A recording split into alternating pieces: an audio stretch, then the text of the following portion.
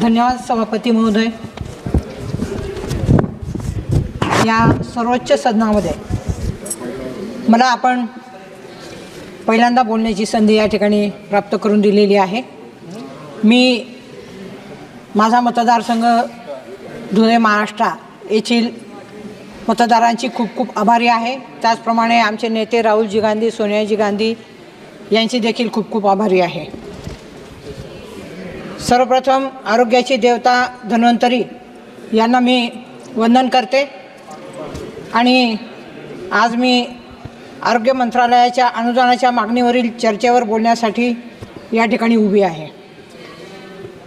सादर झालेल्या अर्थसंकल्पात महाराष्ट्र राज्यासाठी काहीही दिलेले नाही। यावेळी अर्थसंकल्पात आरोग्यावर भर दिला जाईल अशी अपेक्षा होती, परंतु घोर निराशा या ठिकाणी झालेली आहे।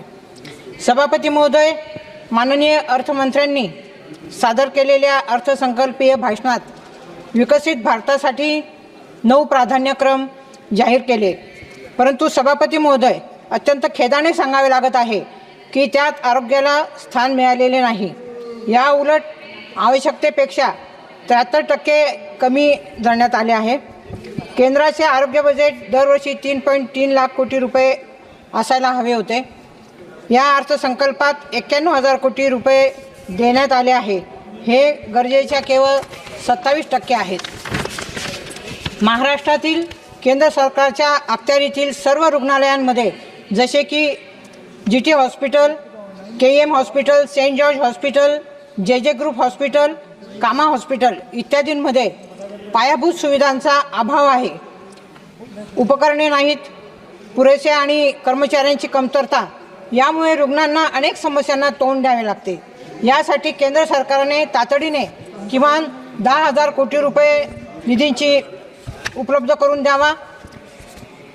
अध्यक्ष महोदय, महाराष्ट्र आरोग्य विभागामध्ये 18,000 पदे रिक्त आहेत, ज्यात डॉक्टरांची 1600 पदे आणि 16,400 इतर महत्त्वाचे पदे, मेडिकल व पॅरामेडिकल पदे ही रिक्त आहेत। ती सर्व पदे तातडीने या ठिकाणी भरावीत अशी मी या ठिकाणी मागणी करते। महाराष्ट्रात एकच एम्स रुग्णालय आहे जे नागपूरमध्ये आहे। महाराष्ट्राच्या लोकसंख्येचा विचार करता मुंबई, नाशिक, धुळे आणि पुण्यातही एम्स रुग्णालयाची स्थापना होणे गरजेचे आहे। याचाही अर्थसंकल्पामध्ये समावेश करावा। उन्हाच्या झळा आणि पावसात दिवसभर गावोगावी आरोग्यसेवा देणाऱ्या महाराष्ट्रातील आशा वर्कर्सना राज्य सरकारकडून केवळ 6,000 रुपये मानधन देण्यात येते। केंद्र सरकारने केंद्रीय अर्थसंकल्पात तरतूद करून त्यांच्या सुरक्षेबरोबरच त्यांचा पगार किमान 20,000 रुपयांपर्यंत वाढवावा आणि त्यांचा प्रवास भत्ताही वाढवावा अशी माझी मागणी आहे। ऑस्टॉमी हा एक गंभीर असाध्य रोग आहे आणि भारतातही तो झपाट्याने वाढत आहे। हा गंभीर आणि असाध्य आजार अपंगत्वाच्या श्रेणीत आणण्यासाठी सामाजिक न्याय मंत्रालयाने याबाबत बिल सभागृहात आणावे। या आजाराची संपूर्ण माहिती आरोग्य मंत्रालयाकडे उपलब्ध आहे आणि इतर काही देशांमध्ये याला अपंगत्वाची श्रेणी प्राप्त झाली आहे।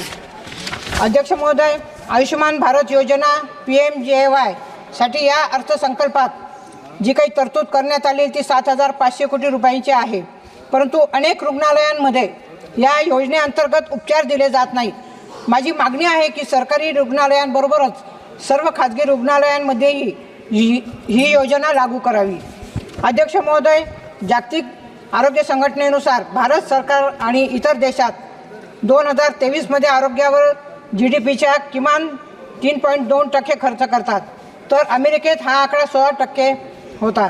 भारताचे शेजारी नेपाळ, चीन आणि भूतानही या बाबतीत पुढे असल्याचे दिसून येत आहे।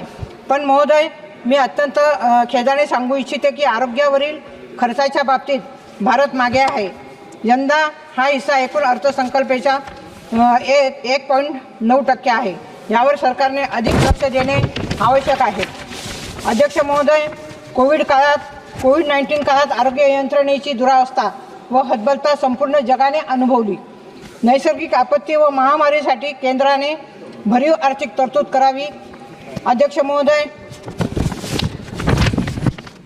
कृपया प्रत्येक तालुक्यात मुख्यालयी आरोग्याच्या तज्ञ सुविधा देण्यासाठी 100 खाटांचे शासकीय रुग्णालय मंजूर करून गोरगरीब रुग्णांना स्पेशालिटी सेवा ही देण्यात यावी। त्याच्यामध्ये अध्यक्ष महोदय फिजिशियन, सर्जन, स्त्रीरोगतज्ञ, बालरोगतज्ञ, भूलतज्ञ, नेत्ररोगतज्ञ, अस्थिरोगतज्ञ, ENT इत्यादी सुविधा मिळाव्यात। अध्यक्ष साहेब, मी पहिल्यांदाच बोलते, मला फक्त 2 मिनिटं द्याव्या। अध्यक्ष महोदय, तज्ज्ञ डॉक्टरांची अनेक पदे रिक्त आहेत, ती त्वरित 100% भरण्यात यावी। त्यांना वाढीव वेतन देण्यात यावा।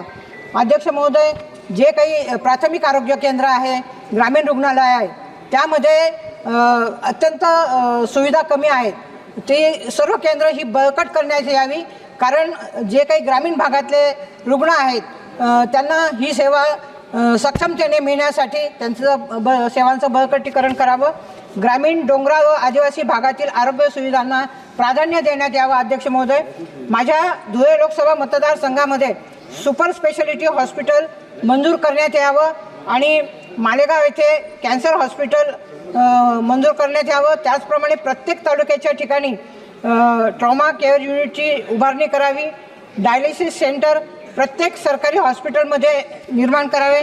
अध्यक्ष महोदय, डॉक्टर जयस्वाल साहेब यांनी मांडलेला जो काही मुद्दा आहे त्याच्यामध्ये कॉलेज ऑफ फिजिशियन्स अँड सर्जनसारखी मुंबई येथील PG डिप्लोमा आणि फेलोशिप देणारी जी शिक्षण संस्था जी 112 वर्षापासून भारतात PG डिप्लोमा स्पेशालिस्ट निर्माण करते व असे स्पेशालिस्ट डॉक्टर पेरीफेरीमध्ये आरोग्यसेवा देत असतात, त्यांचे ॲडमिशन 2 वर्षापासून बंद आहेत। जवळपास वर्षाला 1100 PG डिप्लोमा डॉक्टरांना, त्यामुळे आपण मुकलो आहोत। अशा संस्थांना अभय देणे गरजेचे आहे। अध्यक्ष महोदय, आरोग्य धनसंपदा, हेल्थ इज वेल्थ असं या ठिकाणी मला सांगावंसं वाटतं। मी आपल्या माध्यमातून बजट पर